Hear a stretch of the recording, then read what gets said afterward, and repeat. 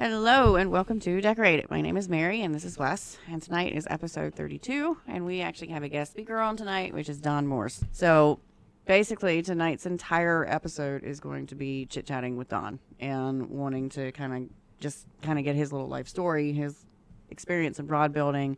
We're going to hopefully try to be able to get to know him. So without any further ado, the man, the myth, the legend himself, Don Morse.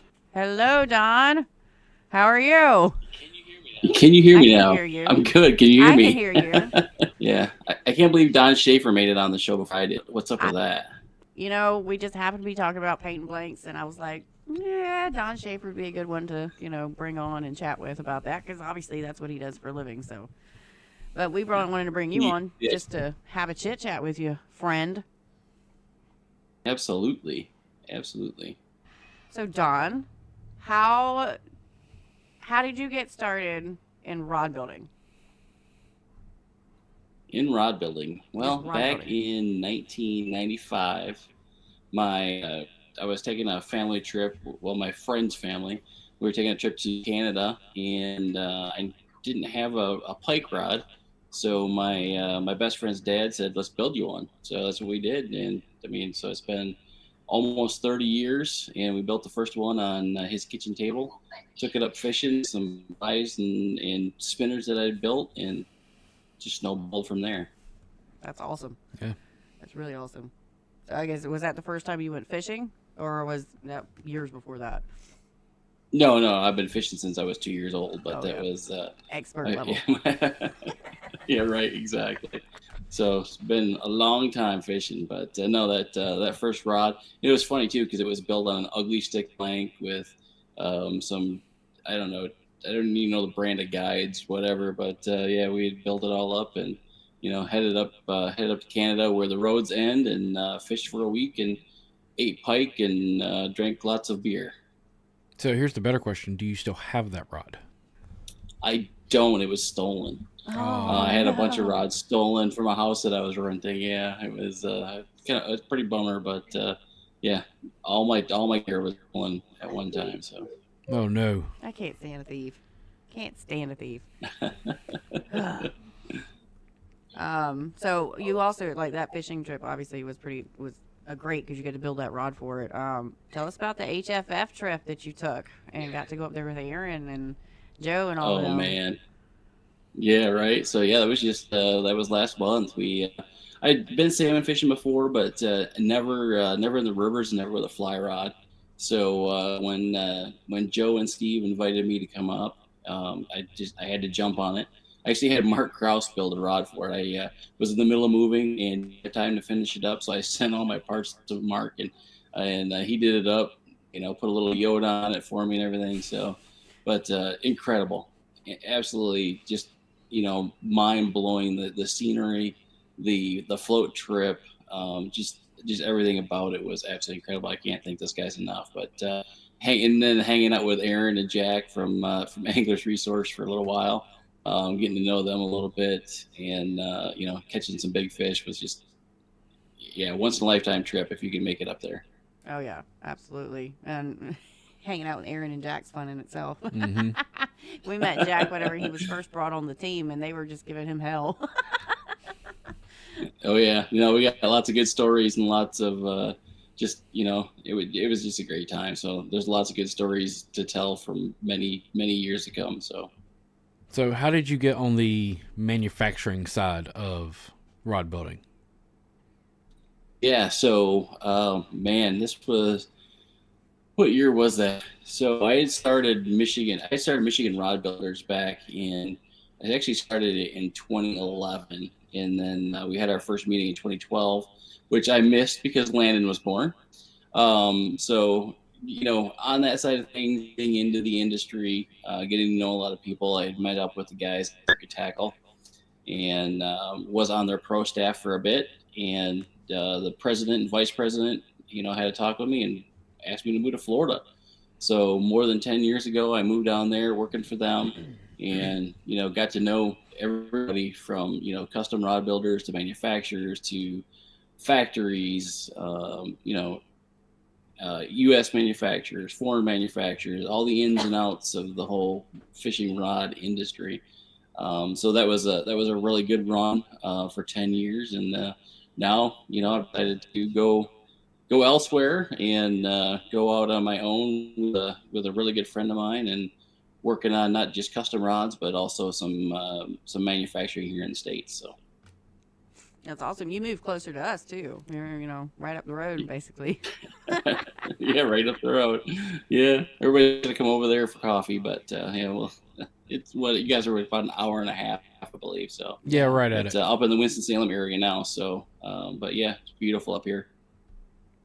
It's nice up there. I enjoy that area. I used to, the only time before the expo and going to visit all that, I actually used to have dance competitions up in that area. So I was actually kind of familiar with going. I was like, oh, I've been here before. I didn't know they did fishing expos here too. But that was obviously 2011, 2012 when I started. Well, in 2011 it was what? It was at High Point. Yes, That was my first one. because you stayed in the Roach Motel special. Oh God, that was yeah. Yeah, there's no hot water. It was the I want to say it was the Days Inn or Super 8 that was like right south of High Point. It was so bad because I went with him and his grandfather. I actually requested we go to Walmart and buy comforters because I wasn't sleeping on the beds because there was so many. Like I was fine with being in the room, and I was like, I don't trust that anything in this room's been cleaned. I might want to sleep in the car. Like I don't really feel okay. And that was like the first time we ever stayed there too. Yeah. That whole weekend was crazy for me Yeah. because that was my first expo. I stayed in the Roach Motel. I'm with this cranky old man and they're trying to be all like, hey, this is rod building. And I walk in the High Point area and I'm like, there's so much stuff. But I came back. Two cranky old men. Basically. Well, he wasn't too cranky then yet. No, not yet. He was pretty chill. Not yet. So let's talk about where you're at now. Yeah, yeah. So, yeah, absolutely. So, yeah, up here in the Winston-Salem area. So, Wes Motzinger, who a lot of the rod builders out there know. Him and I decided that we're going to do a little manufacturing. So we come up with a new company called M5 Outdoors, and what we're doing is small batch manufacturing for not just companies, tackle shops, but also rod builders who just don't have the time or the capacity to build bulk rods. So we're going to take that on in the States and help out. So we're doing the small batch USA production. So you get the USA made label on there, and you don't have to buy 500 rods. So we can do it 20, 50, 100, whatever you need done. So we'll do it right here. Awesome. That's cool. Yeah. That's a cool concept for real. I wish you guys luck on that. As far as like, let's go back to kind of like the rod building stuff. For the beginners, if you will, maybe intermediate builders. What is some of the best advice that you ever got working in the industry, whether it was from a mentor or just a friend or, finding it out online or whatever? What was some of the best advice you ever got? Just getting in there and doing it. You got to be hands-on, but definitely finding somebody that knows what they're doing. You can watch the YouTube videos, you can read articles, whatever. But if you can find somebody and get that hands-on experience, if you want to get into building, I highly recommend that. There's rod builders all over the world, really, that aren't too far away if you start looking around. The classes, HFF puts on some good classes. Mudhole puts on some good classes. Even I know Ken at Hogman's up in Ontario, he's starting to do classes.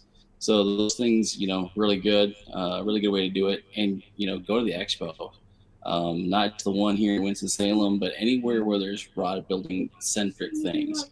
I know out in California at the Fred Hall shows or the Art Hall shows, they have that same thing. You can go in there and you can hang out with rod builders, see what they're doing, see what they're working on.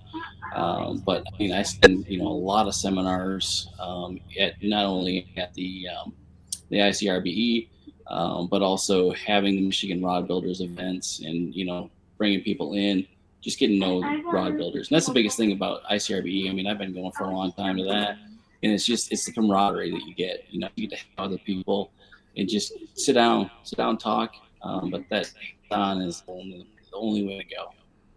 I totally agree. Everybody's always like, "What's the best thing to do?" And I'm like, I mean, you can Just take as many do it. classes as you want, whether it's online, but in person, that's the best. I don't care where you get it from. In person is always going to be better than any other because you're going to be able to fix the problems right then and there, address the problems right then and there. So, what do you think I learned I'm about? making mistakes. Oh yeah. I made a lot of mistakes. I mean, that's the way to go. My first rap that I did, one of my mentors, I spent 8 hours in this thing, and he cut it off on me. So it's like, you know. So I do the same thing to people now when I teach them. I always tell them, tape is cheap, thread is cheap, and I take a razor blade to it. So keep going. Oh, fail. I always tell people like you're gonna fail. It's inevitable, but it's your first attempt in learning. And I guarantee you, you're gonna always remember the fail and never repeat it again. Versus actually succeeding, you're gonna be like, oh yeah, I've got this. It'll be no big. But as soon as you screw up that first time, you're gonna be like, I'm never doing that again. You know, gluing a real seat on the backwards, Upside down. upside down, accidentally gluing the nut to the hood, like just all of that stuff. You will never do it again. I about did that with Elsa, but she managed to save my butt on that one. I about glued the hood to the receipt. He was like, "Oh my God, Oh Mary, I can't man. believe you did that." And I'm like, "We've kind of all done it. I think somebody's done it at some point because they just forgot to take it back down." Um, as far as we have so many theories running around online, right? There's always somebody that's saying, "Don't do this. It's always going to screw up." Like, what do you think is the biggest myth out of in the entire like rod building community? What's the biggest myth that you've heard, and you're like, "That's not true," Oh man, that's a tough one. right? There's so many. Yeah, the big myth, man. Oh man. Um, Jeez. I don't know. Yeah, there are so many of them, and I've helped so many people, running the tech lines and everything over the years, and talking to builders and just trying to help them through things. But anything from finishes and spining and guide setup and a lot of people are it's will it work? I guess one of the biggest things that I see, you know custom rod builders, and I've done it myself, is putting too many guides on rods. So it's like the more the better. But that extra friction actually slows the line down. So it depends on what your goal is. If you're distance casting or what the goal is. But I do see a lot of people put way too many guides on rods. Way too many guides, or way too heavy a guides, or too light a guides. Oh man, yeah. There's so many of them. I mean, like I said, I've helped thousands of people probably over the years. Just get through issues that they're having. But really, if it's on the market, it's probably worth trying. There's not a lot of stuff out there that's bad. I've used everything from every brand that I can think of. Some of it I'd never use again. And there's other things that I keep on using. So just get out there and experiment. That's the biggest thing. Oh yeah, we definitely find our things that we prefer. After we worked with the different products and stuff like that, you like how this blank feels, or how this guide setup works out best on most of the rods that you build. What do you think is what's your favorite rod to build? My favorite rod to build, I'm gonna have to say, I'm really getting into the surf rod thing now, but my favorite rods to build are panfish rods, ultralight panfish rods. No really blankness. I'm not gonna mention any blanks. But the that 5.5 to 6 foot, super ultralight, super lightweight stuff. Are you a cork or EVA guy? I'm an EVA guy. Yeah. I, it really depends. Growing up in Michigan and building up there for the first 20 years, I couldn't give away EVA, so everything was cork. Honestly, my first probably 200 rods had custom cork grips on them. So cutting and gluing and shaping, the first 200, I didn't use anything preformed. One of the guys that taught me was like, "That's the way it is," so that's what I did. Moved down to Florida. Nobody wants cork. It's all EVA. I do love the ease of EVA. I like the mixed core EVA stuff a lot. I've been using more and more of that. I've experimented with carbon fibers, made it myself, to the preformed tubes, to the foam core. I learned a lot from some of the guys back in the day making their own foam core, and that was some a nasty, messy job that I don't want to do again. So Yeah, I looked into doing foam core and went, I don't think I want to get that messy in this.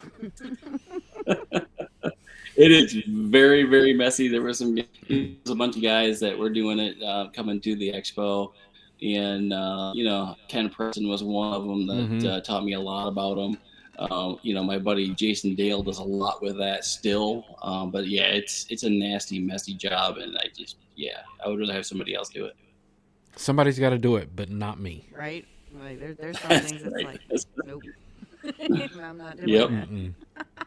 Exactly. But I do love the EVA. I still do a lot of cork. It's mostly custom cork stuff.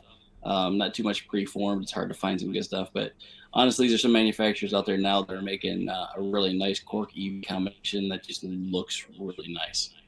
Yeah. I've been I work with a lot of EVA here lately. But cork, I mean, there's like you were saying, in certain areas, you have the standard that is in that area, and anything deviated out of that, they're like, what is this? Like, why are you bringing EVA here, or why are you working with cork? And I get cork and salt water. That's not really they don't hold up as well, long term unless they really take care of their stuff. And a lot of the people that get the rods built for them, they don't necessarily know how to properly care for it, or we just drop it and beat it up, and if fish of a lifetime gets on it, and you got to do everything you can holding it on the rail or whatever. Like, no, we're not losing you. But it is funny how you go from certain areas, and there's just that type, that specific kind of style that area is prone to, and you can hardly ever get them to, Branch out at all. yeah, like they just no. It's like fly guys, like the actual traditional fly. Mm-mm.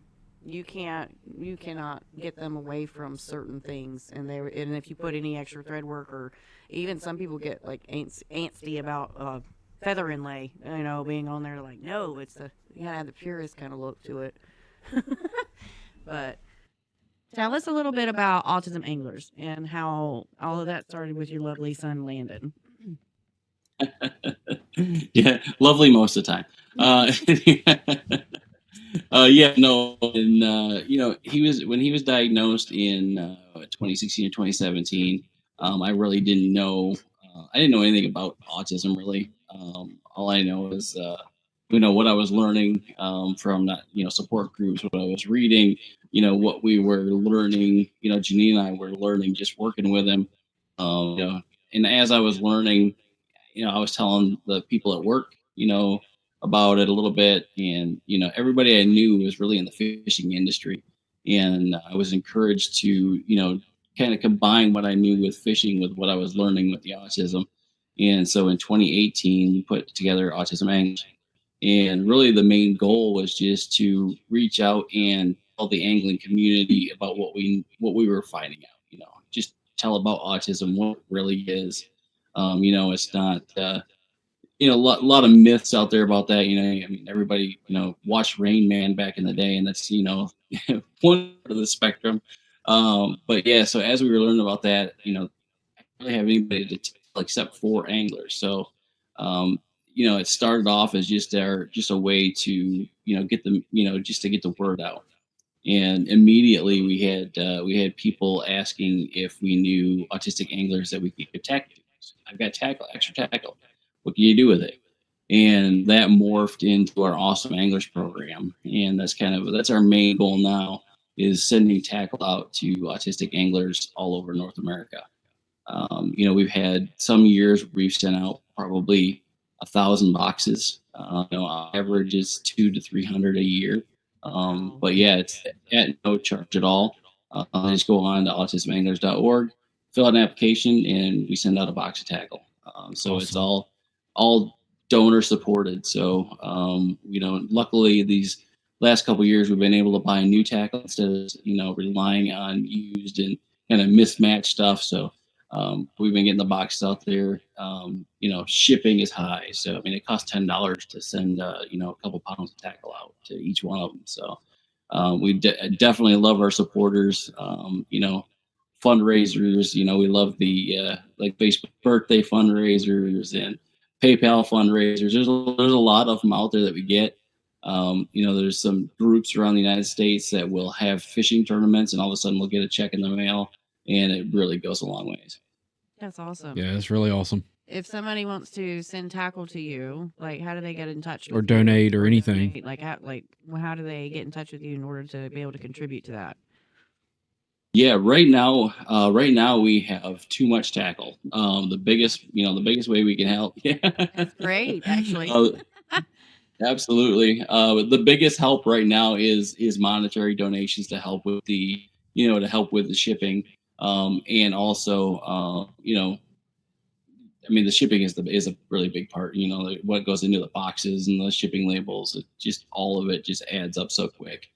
That would also help with some of the other things that we're doing going forward with our awesome fishing program. We're trying to get a list of guides and charters together that we can not just recommend that autistic families can go with, but we also want to test them and find out, are you ready for this adventure? So I'm working on some testing things, some uh, things to look out for, what to expect when you have, a special needs angler on the boat with you versus, a neurotypical angler. So we're looking for those guys, and we'll, looking to pay for trips. We've done that a couple times already, where we an autistic angler and a caregiver on a trip, and we've got a lot of guides that are just more than willing to step up and take care of them. That's awesome.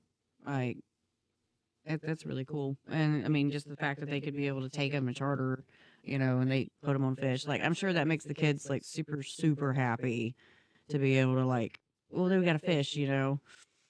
My kid, oh, my And that's the biggest thing. That's the biggest thing is keeping action. It's hard. We had landed on a boat for a Father's Day trip, and the fish weren't biting, and it was hot and miserable, and he doesn't really want to do it anymore. So it's one of those things. Keeping everybody comfortable. Finding a place where there's constant action and going. So that's some of the really that's the main thing right there is finding some place with lots of action. well, I mean, it's hard for even just anybody, and they're not biting, and it's hot, and you're miserable. There's no wind, like it's a struggle. So with kids, it's even tougher. And then you put in or to the autistic community, whatever spectrum they're on. Like I can't imagine trying to be out in the heat and trying to entertain them. That's I don't know. But as far as Mark and I did a fundraiser. Well, we did a build off. We did build a couple rods for you last year. As far as those rods that are getting built for you guys to be able to auction off so that you can keep the money and stuff like that, is there a certain criteria that you guys look for, or can anybody that really wants to like help with the cause build a rod and say, hey, I built this to auction off, or or can they just contact you about, hey, I had an idea, or Absolutely. Anything like that. I mean, the fundraisers are great. I mean, you and Mark did spectacular. I don't even remember. It was an ungodly amount that we raised. It was $5,000-6,000 we raised with two rods. But it was amazing. And that's the thing, rods, tackle, anybody that has, something like that that we can raffle off, we can definitely do it in numerous ways. We can do, just a quick Facebook raffle with some things. We've had some tackle builders say, hey, I've got this stuff here, so we'll do a quick, 25 spot raffle. Or we can do a 30-day deal like we did with your rods, and have people go on and just keep buying tickets and but yeah, you can contact us on any of the social media stuff. So autism anglers at yahoo.com, autismanglers.org is our website. But yeah, I mean, it's that all that stuff is absolutely amazing. As far as the criteria, rod builders out there, if you want to help out, that's fantastic. No criteria. just need some pictures. And if you can keep it with you and send it for us, that's fantastic. We'll happily pay for the shipping.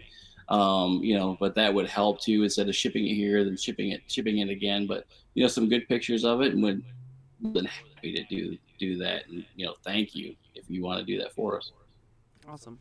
I'm sure, people who would be listening would probably be like, okay, well, how can I help? But that gives you a plethora, between monetary, helping with shipping costs and covering all that stuff in the back end, along with, if they want to build something or they have, special run of, I know there was a line of reels that came out for, what was it, 6 gills that they had the Six special skill colors. rules. Yeah. There was a kayak too that Yeah, you we did guys that. had, wasn't it? Feel Free kayak. Yeah, we Yeah. did. The Feel Free's been a great supporter over the years. But yeah, this last year they actually made 2 custom color kayaks for us. In the autism awareness colors, and we were able to raffle one off, and we gave one away to an autistic angler. So at no charge for that, we just asked for a small story and a picture, and we had a young man up in Pennsylvania win it this year, and just was absolutely thrilled. The we raffle off was won and redonated and raffled off again. So that's happened numerous times where we've had kayaks, won and redonated, rods won and redonated. I mean, our supporters are fantastic. It happens constantly. So it's absolutely amazing. That's awesome. Yeah, I missed out on that kayak twice. I don't want to really talk about it. Did you have your eye on that I kayak? did. What? So one of the things too, I know probably most of the people watching this are rod builders, and I mean a good majority of them probably come to the show in Salem. We will be there. Autism Anglers will be there this year, so we got everything Awesome. filled out. So we'll be at a booth there. We'll have hats and other gear.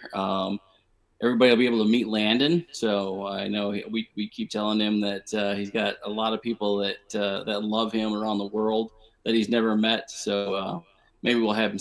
Maybe I can convince him to sign autographs or draw pictures for people or something. So That would be a really cool thing. Get him to sign like the hats or something, or pictures or whatever. I'll bring a shark that so would he be can sign cool. one for me, and I get one back in return. There you go. So yeah, Janine and Landon will be at ICRBE for the first time this year. After me going there for 13 years, I'll be joining me this year. So Awesome. Oh wow, that's awesome. I look forward to it this year. Well, next year. It's only in a couple months, really, but that's kind of the place, ICRBE, which I'm super happy that Autism Anglers is going there as like for a booth, and we love you, and not just you showing up there, but actually your company, your organization. But that's where I fell in love with rod building, was at those shows too, because it was like there's so much information passed around, so many good people you meet, friendships you build there. Like there's certain people that's when I get to see them, so it's kind of cool. And hopefully Janine and Landon both love it and don't get like overwhelmed, because I'm sure a lot of people are gonna be like, I know so much about you, and they're gonna be like, I don't know you. No, I think it'll be fun. So yeah, it'll be interesting for sure. But yeah, I'm gonna work with him a little bit, ahead of time, and see if we can get him doing some stuff. So because he does, I mean, he loves to draw. He loves people. He'll keep conversations going for a while. So we'll see what we can do ahead of time. Awesome. Does Landon ever build? Does he build rods or help you with anything? No, he has hung out with me. He hung out with me in the shop a little bit, and he would draw and watch. And he's asked some questions about some of the rods and different things I was doing. I explained it to him, but doesn't really hold his interest. So we just he's got a lot of interests that come and go. His new one, in fact, we built him a racetrack today. He wants to be a YouTuber, and he wants to do racing videos with like 1/64 cars. So that's what when we were trying to get set up, he was trying to video in there. He kept coming out wondering, "Hey, you're making too much noise out there." Tell him my apologies. It was me doing all that. Oh yeah, no, he'll be on there. He's a late night kid too. Being homeschooled since 2020. He's a night owl. Him and his mom are night owls, so they'll be up till midnight, 1 o'clock. And then sleep until noon. So in fact, we had to wake him up at noon today to get lunch. So That's kind of sounds kind of like my schedule. Except I have Just to a get little up at bit. 6 o'clock, not 12. I would love to sleep till 12, but it's usually like 12 or 1, 2 o'clock before I go to bed. So, Yep. Right. oh man. So now, are you and Wes doing a booth for M5 as well at the show, or? Yeah, it's going to be a combined booth. So we were going to get all tables, but we're looking at everything. We just decided to do a 10 by 10 combined booth. So we'll have the Autism Anglers in there as well. So Gotcha. we're going to be advertising the M5 stuff. So we'll show some of the rods and just talk to people. Let custom rod builders know what we can offer and how we can help out. So I think it's going to be a pretty cool going forward. I've talked to a lot of rod builders that need the help. So just we just now got everything built out in the shop. A nice big shop went in, and I've been working on building benches and dryers and getting wrappers set up and inventory in, and so we're ready to rock and roll. Awesome.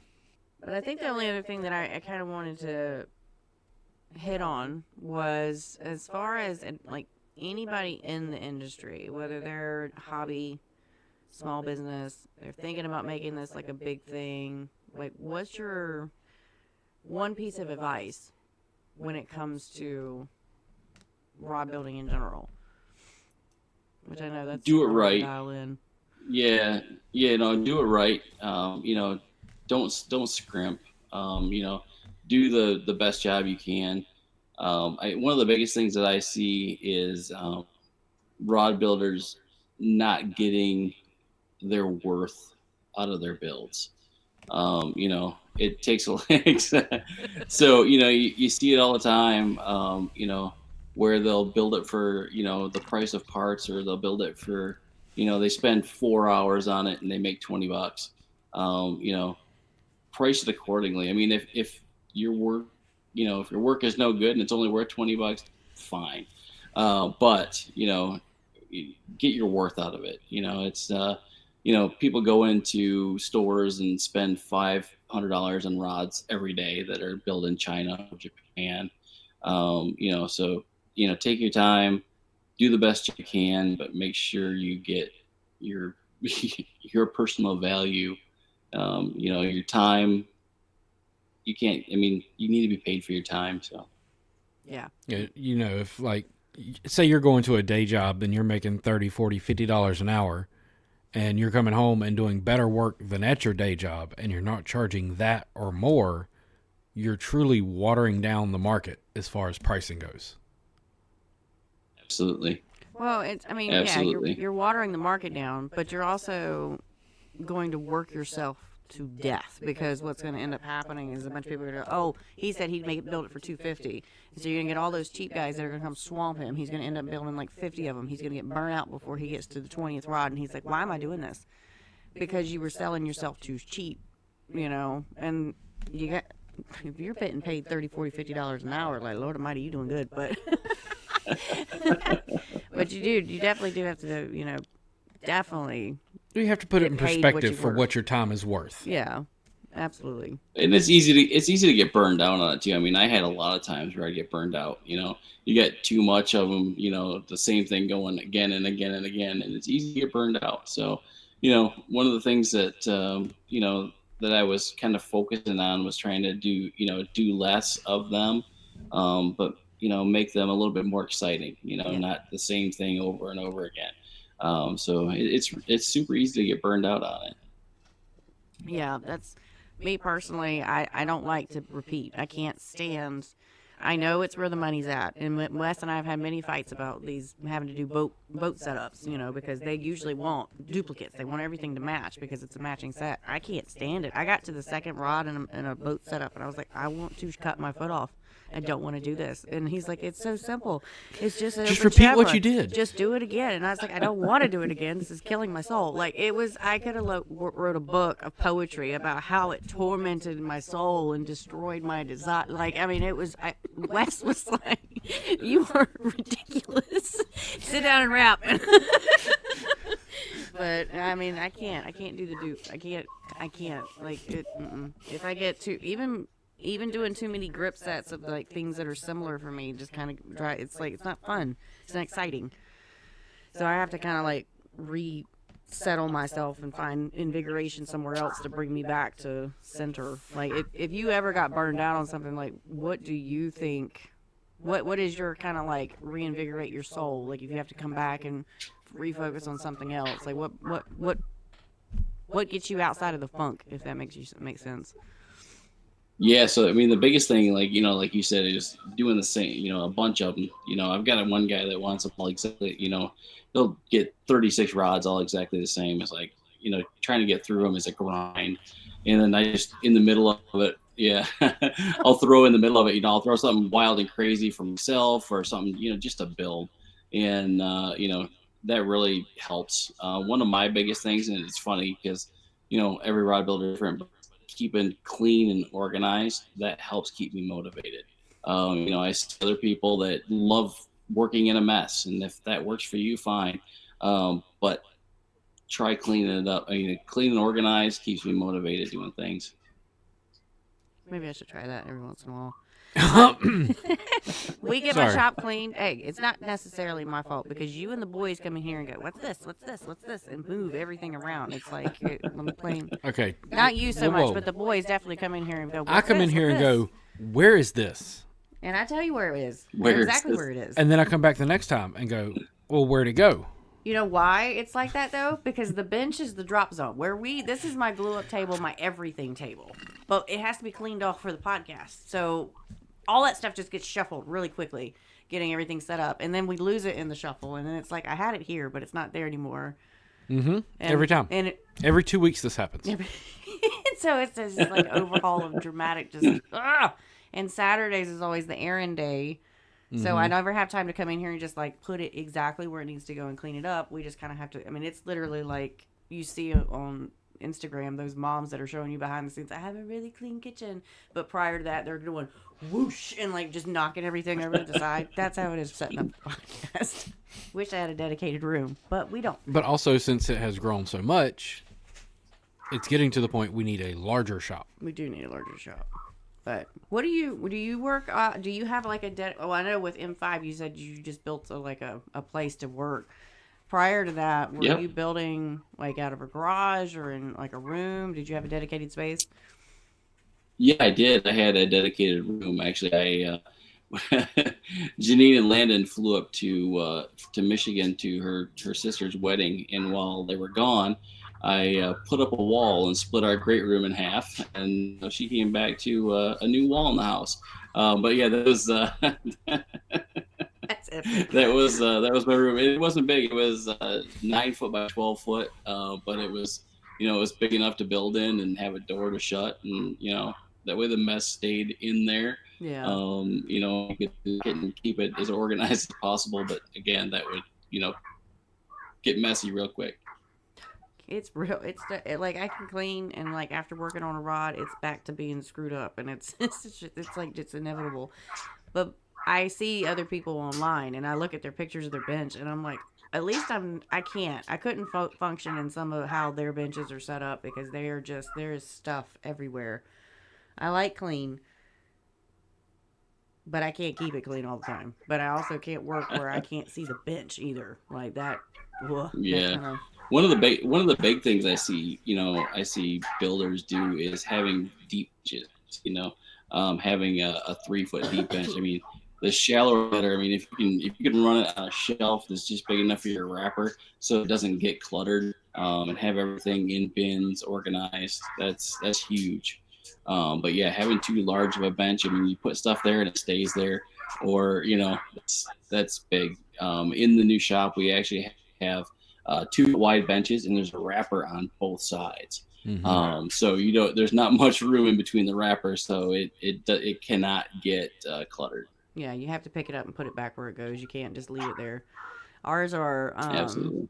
Ours are 4 foot wide. We've got 2 wrappers on each, but there is a gap in the middle, and that gap starts to collect things, and then you're like, nope, that's got to come out of there because we can't put it on the dryer. Yeah, they're right at like 2.5, maybe 3 foot deep, but there is 2 wrappers, and one of them is a CPW with the dryer on the back side. So, but there's a gap. There's a big enough gap that it's full. I'm looking at it right now. Like there's a bunch of crap just sat there. mm-hmm.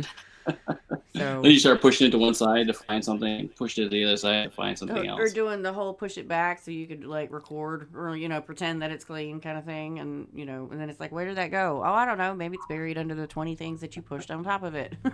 Try to find it. What is your biggest pet peeve that you see rod builders do on their rods? On their rods. Yeah, like what they epoxy, Be it or epoxy finish, weird guides on the fit, way out. or fitment of parts, Yeah. or Guide wraps too long. That's a That- huge one for me. That's a big one for me when they go that far off the end of the foot. That's a big one. And stickers. When somebody puts 50 stickers on their rod, it drives me crazy. Those are the biggest ones, but yeah, the wraps that are way too long drive me crazy. Mine would have to be double foot guides where I can see the window to the world of epoxy. And I don't know if people know what I mean or not, but when you have a double foot guide, it's usually like going up at an angle like this. And if I can see through the epoxy It's in between the feet, too much. that's my biggest pet peeve. It's just, okay, either A, split it, do your under wrap if you're going to do one, and then epoxy that, and then do the over wrap and do that. But to have like a window of epoxy where there's light shining through it, it bothers me. And I want to go up to the rods and take a scalpel and cut it out and go, here, I fixed this for you. Another one too, and I'm gonna throw a lot of the old timer Florida builders under the bus, but epoxy the whole rod. Yes. It is such a Florida thing, and the old timers down there epoxy them from tip to butt. I heard It's that just rumor. What was that? nasty. Like a couple years ago, and I thought, why in the world are they doing that? They say it's for durability, but all it does is turn your rod yellow. Turns the rod yellow and makes it heavier. Like it's no reason to do that. Exactly. But it's a big thing down there, man. The offshore rods, it's the older guys, and they've been doing it forever. It's the way they do it, but they coat it from butt to tip, and they still do it. That's so much. Now, epoxy. do they dip it or do they brush it? No, they brush it on, so Okay. it's all wavy, and yeah. I started to say, how are you gonna keep it level all the way from butt to tip? And where's You're not. You're not. Like it's just. Woo. I guess they like the waves. Oh yeah. Yeah, right. The motion of the ocean. They're mimicking the ocean. Oh man. It's all chipped off and cracked, and it's nasty. I mean, I guess I could technically see. I guess if I had to put myself in their shoes, I could see where they were trying to protect the blank, but it's still just not necessary to do that in any way, shape, or form. Right. But it is what it is. Great. You're talking about one of my biggest pet. Yeah, one of the biggest pet peeves in rod building is all the arguing that goes on for the different techniques. Spining versus straightest axis, and revolver wraps versus straight wraps, and it's just, oh man, just stop bickering. Just do your own way. You're not wrong, either way. So just the bickering that goes on drives me crazy in the custom rod world. Right. The online mentality of the I have to be right is what definitely you can get in some of those conversations. You just read them. You don't even have to be involved, and you're just like, ugh, this is what was it? What were you saying earlier? Brother, ew. Brother, ew. It's like I used to jump in and get it going, but now I read it and I'm like, I want to say no, I'm not gonna say anything. like you did at ICAST where you decided to start a weight war on the wrap on the Southern Rod Builders, or like they just Right. had unnecessary weight or whatever you said, and I was like, Don, No. I'm gonna go back and fix this. Hey, what do you know? What about what's your favorite thing to see on custom builds?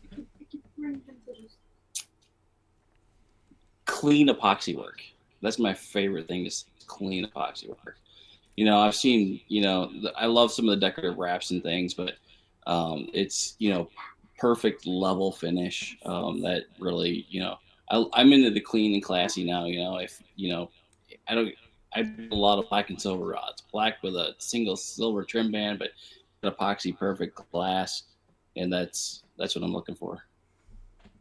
Yeah, I mean, you spend all that time. I think this is where a lot of builders mess up. You spend so much time putting all this decorative stuff into it, and your epoxy makes everything look awful because you've got waves, or it's too thick, or any other. It's climbing guides. It's slopped on the grips and stuff. Like the clean lines really step it up. And we personally had a problem with that when we first started. We had footballs on our guides. Our very first rod that we entered into the International Custom Rod Building Challenge, our guides had footballs on them. They were massive. And Wes walked up to Mark Krause, and he wanted to know what we did wrong. And I knew who Mark was, but I was hiding behind Wes because I didn't want to have a conversation. She was with afraid this of man. Mark. No, I was afraid. terrified. I was like, I don't want him to like destroy it. Like he's gonna rip my. At that point, I had feelings still. I've grown to lose them over the years, but I was just like, I don't want to have this conversation. And he was like, nah, we need to know what we did wrong. And that was number one. Was the epoxy he work. said your epoxy was horrible. Why do you have so much epoxy on it? And Wes was like, oh, we tried to cover the feet, and he's like, you covered them well, you covered them too far, and they're covered. Don't worry. he's like, and that's when we actually ended up getting invited to go back to his house to learn about rod building in person. And Wes and I straight up fangirled out in the hotel room, screaming like, Mark Krause had us to go back to his house. And just that little bit of like being over there that weekend. We've known Mark since then. That was in 2014. 2015 is when we went to his house. Yeah, because that's when the oldest was born. So yeah, we went to his house in 2015, and man's amazing. How long have you known Mark? When did you meet him? Ooh, I guess it would have been 2011, I believe, 11 or 12. I met him. I didn't get to know him. Didn't get to know him until a few years after that. But I mean, just coming to the show every year and hanging on his seminars and asking questions is, he loves people to ask him questions. He loves to share.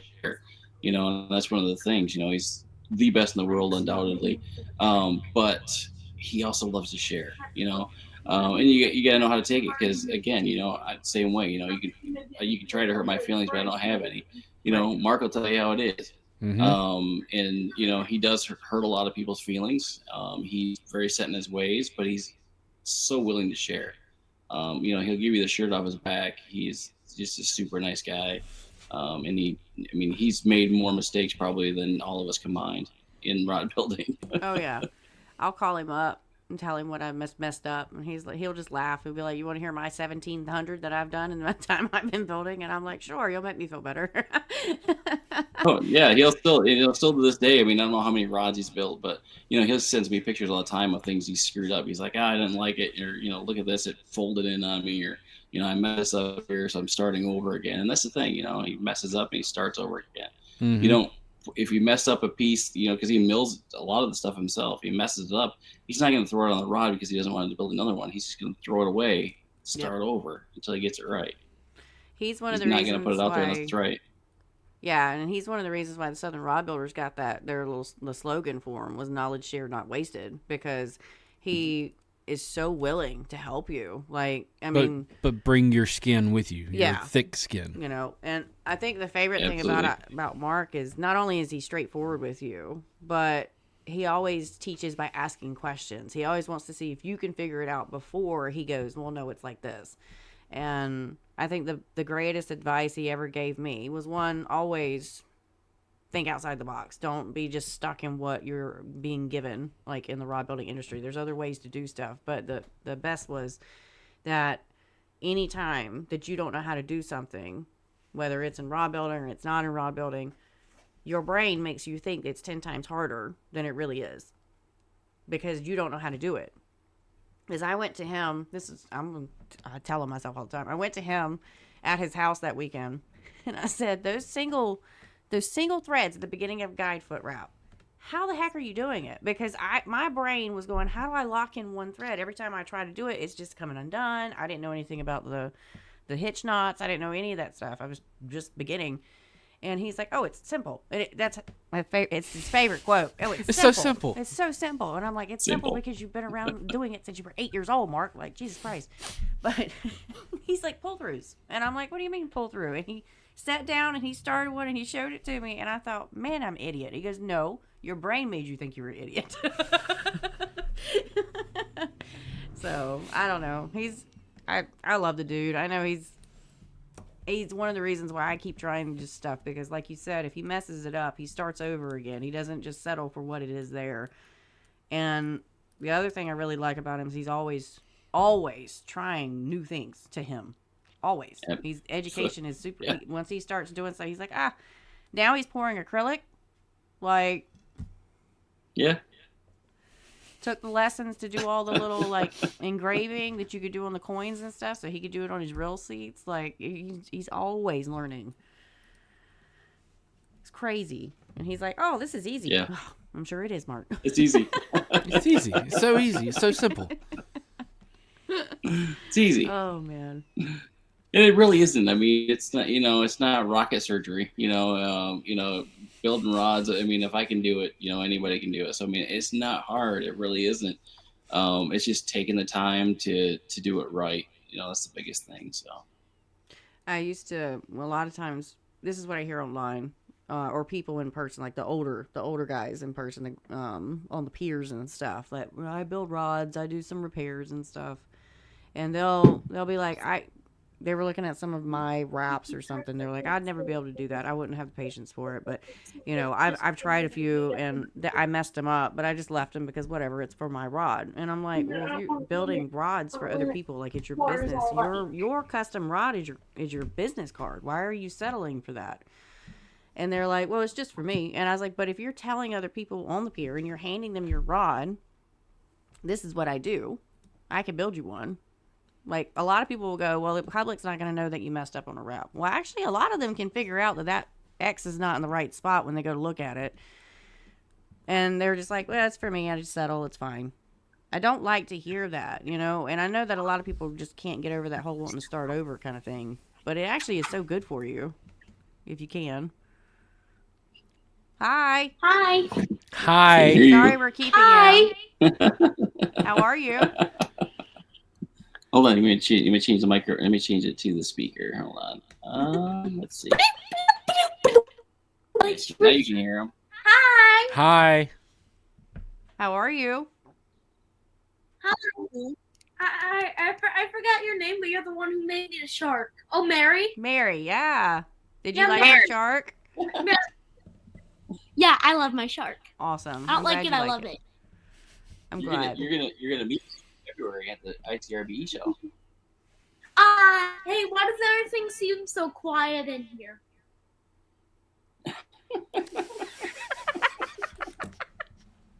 Probably because we were talking. Wow. August 30th. Yeah. August. He's the king of random. I'm the king of August 30th. There you go. There you go. We call it he has landom facts. They're landing random facts. Random facts. Random facts. I like it. That's awesome. Landom. Yeah, he's very landom. That's awesome. He loves being on the live. When we did like the raffle drawings and stuff, he always loved being on the lives and singing and doing all that stuff. But I want to get him doing more of that. He's working on his YouTube videos, but he doesn't want to be in them. So we'll see. We'll get there. But I think he's gonna have fun at the show in February for sure. Meeting everybody. Definitely. All I like to do in my videos now is just say hi. Just say hi in your videos. Okay. I don't like to actually draw a ticket. I just like to say hi. To Okay. But if I'm out of town and you're not with us, then you say hi for me. Okay. Yes, I say hi for you. So yeah. Teenager soon. So no, I'm not. Ooh. He doesn't want to be a teenager, so he's gonna be 12 plus 1. Oh, okay. Coming whether he wants it or not. 12 plus 1. That's right. Well, Same That's right. size, but 12 plus 1. Then he's going to be 12 plus 2 and 12 plus 3. Yeah. What happens when he gets to 12 He's got plus it all 12? figured out. 12 plus 5, 12 plus 6, 12 plus 7, Right? 12 plus 8. What happens after Oh, 12 plus man. 12? Right? The only one I'm gonna, the only regular age No. I'm gonna be, the only one I'm gonna be is 17. Oh, you're going to be 17. Oh, okay. He likes 17. And then after 17, I'll go to 12 plus 8. 12 plus 8. Okay, gotcha. But the only one I'm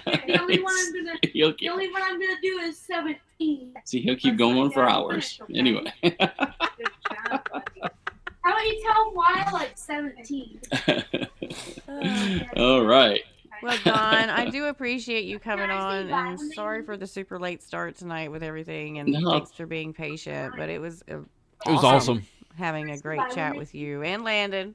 And make sure you tell your lovely wife thank you for allowing us to Absolutely. keep you and steal you for so long. But Maybe we can get her over to your booth on Sunday this year, and you can show her something. heck yeah, because I'm gonna have Wes marbling. So if she wants to paint, Wes is gonna be there marbling, and yeah, I'm putting you to work, baby. And There we'll you do go. some raps. You don't work for free anymore. You got the demo. Just like No. This started a long time ago. I am just arm candy. you don't show up for arm candy anymore. I'm just you arm actually candy. Have to do some work because you have to do work at the mud hole Arm dance candy. classes. So you're gonna be there. But before you go, let's go through Yes, sir. all the Autism Anglers contacts info, how to get a hold of you, and then all the M5 Autism contacts. Anglers. Yep. AutismAnglers.org. AutismAnglers@yahoo.com. And I mean, Autism Anglers on Facebook and Instagram, although slow Instagram, but Facebook, Janine's all over it. So, I mean, yeah, we're on all that. As far as for the M5, we got a new website just started, m5outdoors.com. So that'll be updated more and more. There is a Facebook page. Again, we're just getting started, so you're going to be seeing a lot come on that. And also, one of the big things too that Wes does is reel repair. So any of the rod builders out there, if you need reels cleaned, repaired, super tuned, he is one of the best in the country to do it. So definitely get a hold of us for that. I've actually started sending people his way because I used to do it. People didn't want to pay my prices, so they still call me to this day, and that was, what, 6 years ago? Yeah. And like, hey, I'm down in Costa Rica. I need to send this reel to you. No. Send it to Wes. Send it to the other Wes Yep. up in Winston-Salem because I'm not doing it anymore. Yep, absolutely. And yeah, he's showing me stuff with the reels, and I'm just looking at it like, yeah. He tried. I said no. After I tried it, I lost the first little. She always lost the Eclipse. Or trying to put them back There's together so with many, the springs. so many It little just parts. across the room, and I was like, I don't. And then I struggled trying to put one back together for him for like 20 minutes. And I'm like, I'm in a rage at this point because I'm so mad at this tiny little clip that's like, but it's less than a millimeter, like it's tiny. And he comes right in and just whoop, and I'm like, I quit. I'm not doing this anymore. This is your job and your job only. But I need help with it. You don't. I'm not doing it. I'm not doing it anymore. But yeah, there's just so many little parts and polishing and cleaning, and oh my goodness. I mean, there's just, hundreds of parts in the ultrasonic cleaner going, and I'm like, I don't know how you can get it back together. There's no way.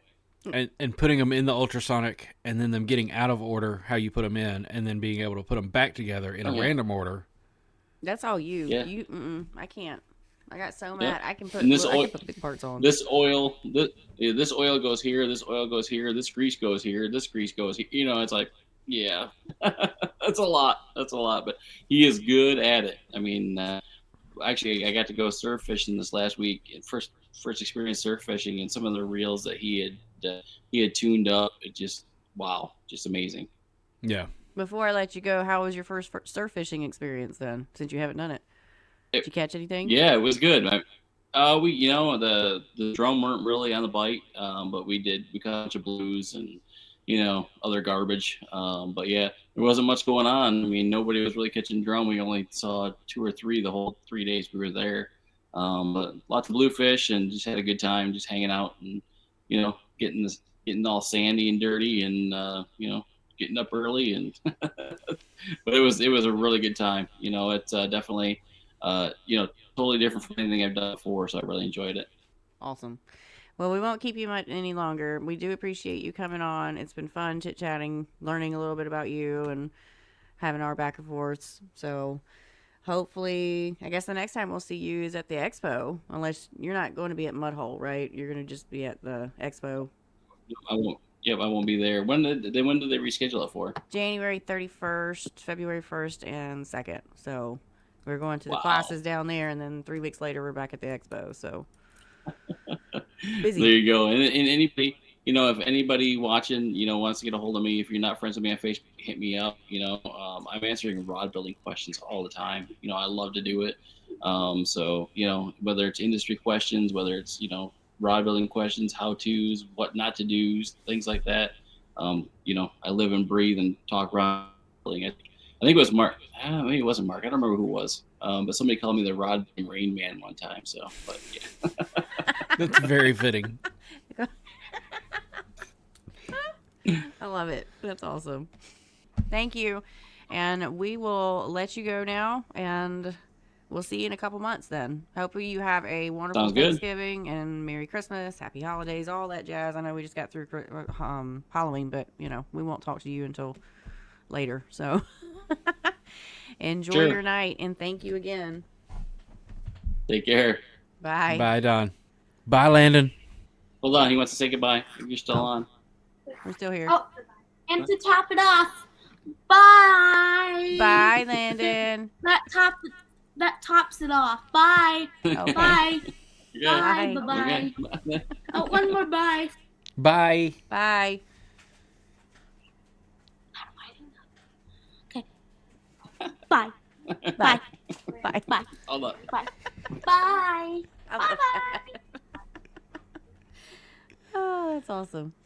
Well, that was a lovely chat with Don. Awesome. Learned a lot about him, his fishing days and stuff of that nature, and rod building, and his company as well. But the next thing that I want to talk about is our product of the night, which is actually right over there. Oh, you need me to get it. I need you to get it because I don't Loki, have a you gotta picture of move. it tonight because Loki, we were going to Loki, do something else. Loki, I You gotta will move. discuss while he's waiting for the dogs to get out of the way so that he can get over there. gotta move. I said earlier in one of my videos that I put out that we were going to be discussing a brand new product that was going to be launching pretty soon. I misspoke. I can't discuss it, but I can tell you that it's going to be awesome. It is a cool product, though. It is very cool. It is carbon fiber, I will say that, but it will not be out until later this month. Can't tell you anything else about that, but there's a little teaser for that anyways. But the product of the night is actually, we're going to discuss the Sukatus, and And the reason is, I need to get the other one. Which one is that one? Is that the forged is- carbon or the... forged and 3K. All right, so let's look at the forged carbon. We're going to hang out on West.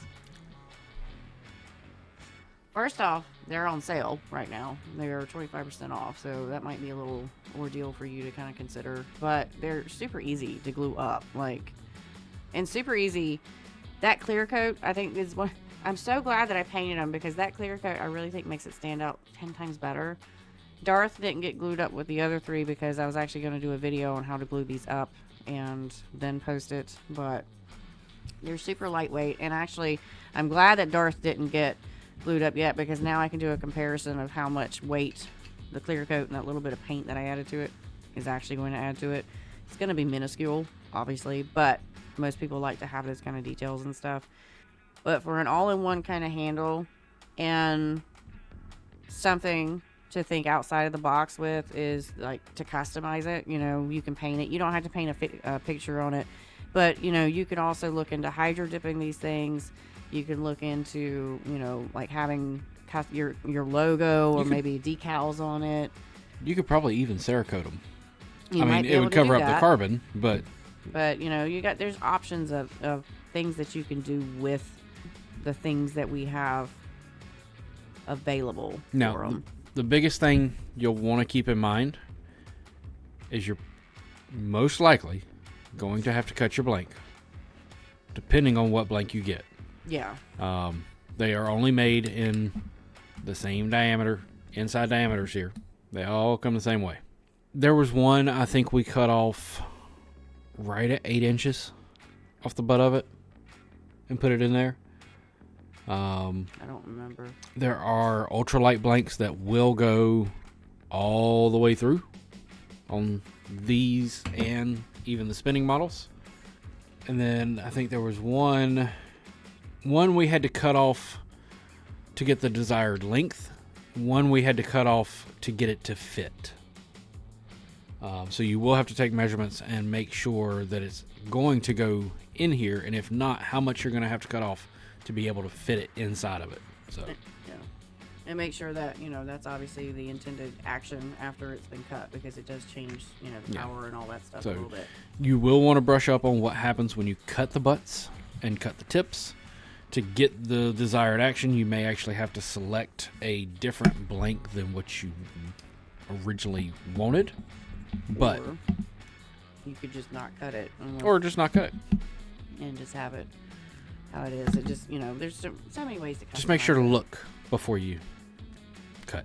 But I know we've talked about the Sukas before, but I really just wanted to highlight how awesome they look with the clear coat on them. That really pops that carbon texture out nicely. I do want to give a shout out to our sponsors, Foundation Outdoor Group.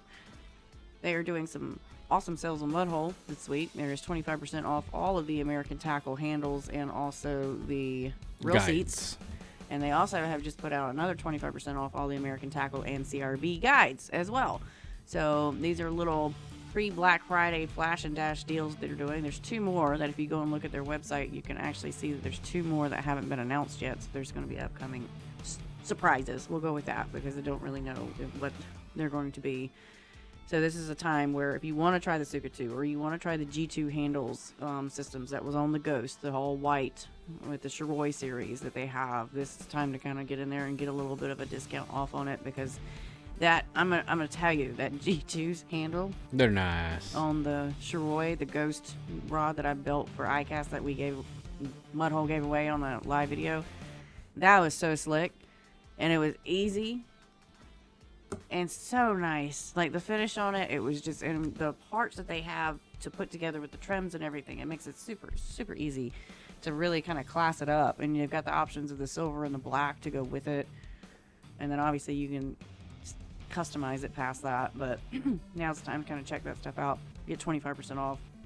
The other thing I wanted to mention is the advanced rod building classes have their official launch date as of now, or rescheduled date due to Milton, and it will be held January 31st, February 1st, and 2nd. So those have now been rescheduled to the beginning of next year, at the end of January and beginning of February. There are 6 spots left. So there's been people that can't go, and now there's 6 places that can be filled. So if you're interested in going to the advanced classes at Mudhole in Avita, Florida, where I'm teaching 4 classes, 2 on thread art, 2 on decorative grip stuff, and Wes is also teaching marbling, and then there's a whole bunch of others between olive branch techniques is going to be done by Kurt Baker, and then there's like using the lathe tips and tricks. Mike Groen's gonna be doing feather and lathe. So there's a lot of content or a lot of classes that you can get really good information from, and I'm missing a whole bunch, but if you go onto the website and look under like the classes, it'll list the entire schedule that's happening, so you can figure out, what is going to be, when it's happening, and also decide if that's something that you're interested in doing. I highly recommend it. I always learn something while we're there. Well, It's so fun. biggest perk I see of going is if you can make it, you get to see every class. You don't have to pick and choose like, well, this is this time, this is another time, I need to go to this one more so than this. No, you're going to see every class. You have the opportunity to go to everything. Yeah, because they break the group up into A's and B's, so there's 2 different groups. And even though I'm teaching 2 different classes on thread art, I actually am teaching 4 classes on thread art, because there's an A group that I teach, and then a B group, and then an A group, and then a B group. So you get to go to all of them. Now, do you have to sit in on the class if you want to take a break or you're not interested? No. But it gives you the option to be able to not have to miss any of them. Right. Just like at the ICRBE in February, where we're going to have a booth. Don's going to be there with Autism Anglers, and M5's going to be there as well.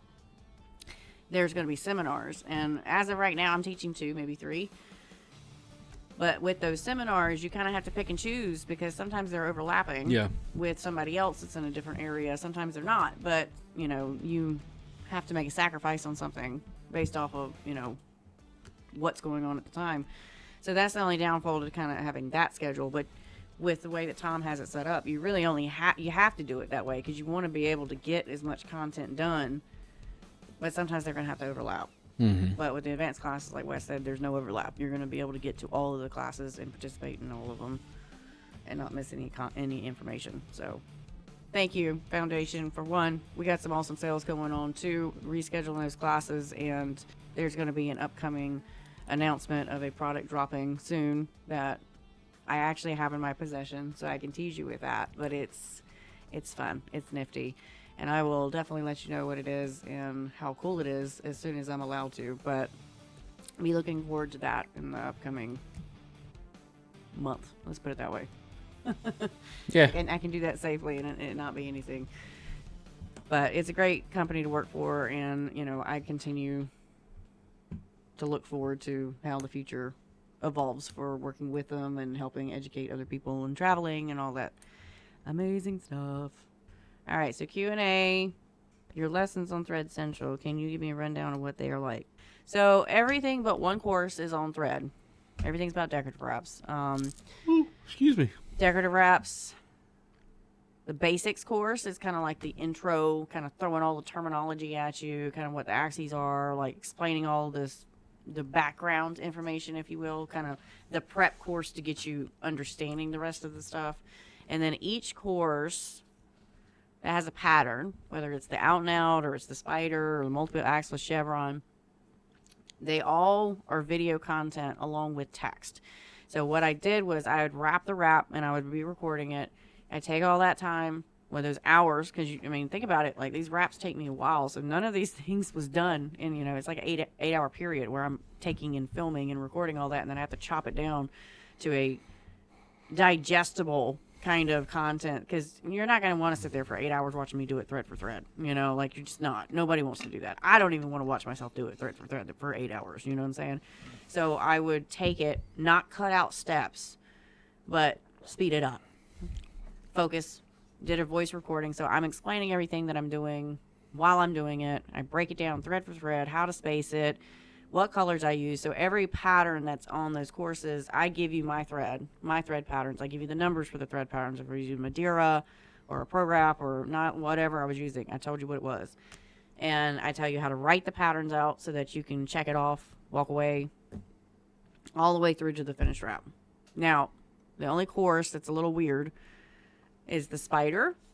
It was my 3rd or 4th one, and I tried to speed up the process, so there was a few steps that I chopped out thinking that it would save y'all time from watching it on the feedback, and I regret doing that because I've had a lot of people confused as to why it jumps from there was only 5 threads here and then now there's like 8 or 10 in place, and I was like, I tried to skip a couple steps, but it's the same thing, I promise. Don't get confused. Like, I'm just repeat and just get caught up to where I'm at. So I didn't do that anymore. Everything is literally thread for thread, and I talk about the measurements I'm using Billy's book to do that stuff. And I think majority of them, I show you the spacing chart for the pattern. So if your blank's a different size, I'm pretty sure I actually tell you to use this spacing, use that spacing, that kind of stuff. The grip inlay, the graffiti one, that's the only EVA one I have on there. I just finished that one recently. I had a lot of people asking how I did the graffiti inlay and that they wanted to take a course for me, so I took all that and chopped it down into something that was able to teach you how to use. And that one in particular, I used the Cricut to make that inlay, and then I took the Cricut, cut all those separate pieces apart, and then I stacked everything, cut it apart, glued it back together, all that stuff. So that one is also video and text. Majority of the courses focus on video because it's easier to see what I'm talking about than actually me trying to, you know, yap at you about how it was done, sort of thing. So they're video classes, basically. Once you sign up for them, you have access for life. I'm never going to, like, you don't have a certain amount of time to get them done. You can do them at your own speed, at your own time. You can come back and reference them at any point in time. And, you know, unless I'm never going to shut the school down. I've had to, Thread Central is my second home. My first home was Teachable with doing these courses, and I had to move. So if I ever have to move, there's a massive announcement, and I spam the hell out of everything, you know, emails and posts and stuff telling you, hey guys, we are moving and we have to go over here. But I don't plan to do that because it was such a hassle moving like 500 students across the board, and I'm still missing about 150. We still have people contact, hey, where are my courses? And so we just get them moved into where they were, because I have the file from where they were at Teachable, so I know what courses they had, and that just stays until I have everybody moved over, and then I don't have to worry about it anymore. So you recommend doing the basic first. Is there any particular equipment you need? So I do recommend taking the basics class. There is a couple that's like how to tie off a wrap. There's a fading and shading one. Those are smaller, kind of broken down, you know, sections of how to do things. Basics, I definitely recommend. Out of all of them, you do need to take that one first. The rest of them, the spider and the snowflake ones are the most beginner friendly.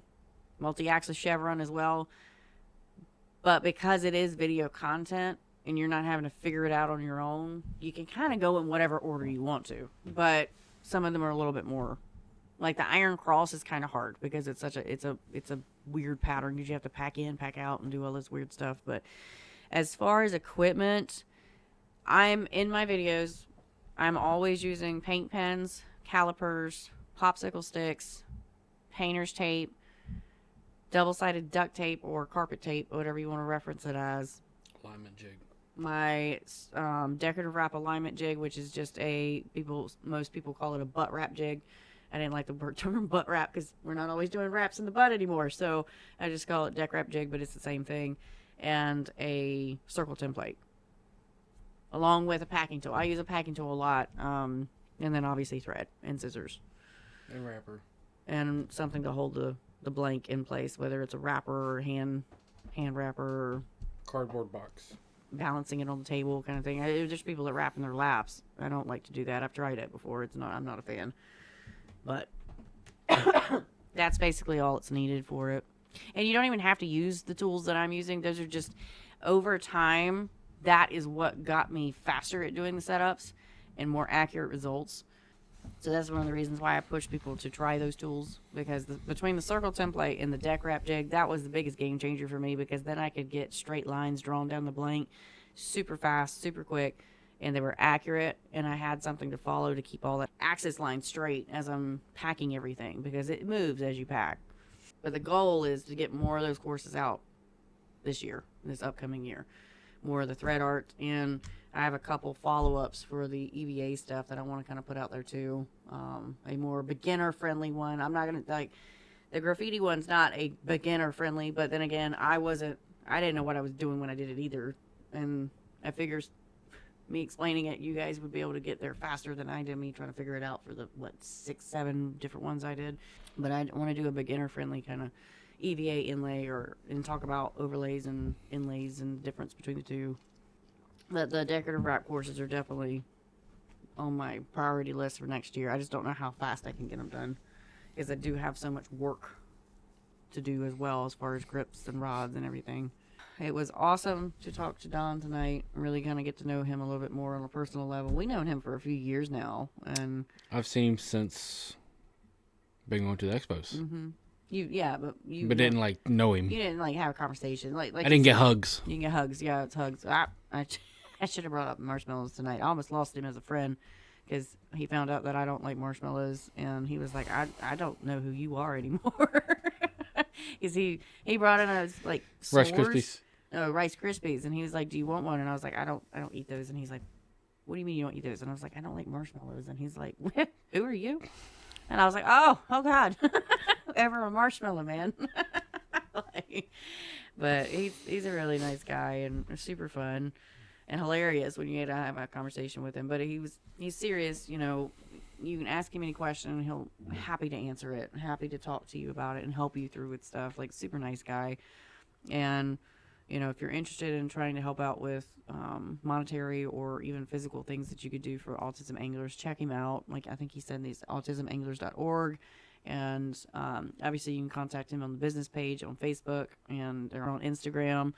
And he does have a YouTube channel as well now.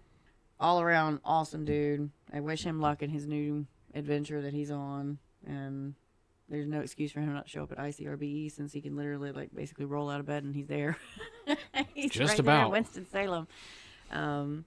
But I do look forward to seeing him because it's always nice to get a big giant hug from him and to have the conversation. I know I'm always like everybody in the industry though. I'm always looking up to him. Like I'm basically eye level with his belly button.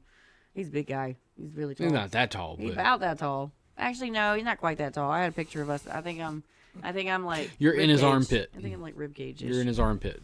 But he's super cool. I'm glad he took the time out tonight to hang out with us, and we really appreciate it. And he didn't get too exasperated with the delays. But anyways, thanks for hanging out with us tonight. It's been fun. Had a great little chat with him. Learned a lot. And be looking out on those sales that are upcoming on mudhole.com because you can save some money on some awesome handle kits and guides. And on that note, we'll talk to you later. Bye.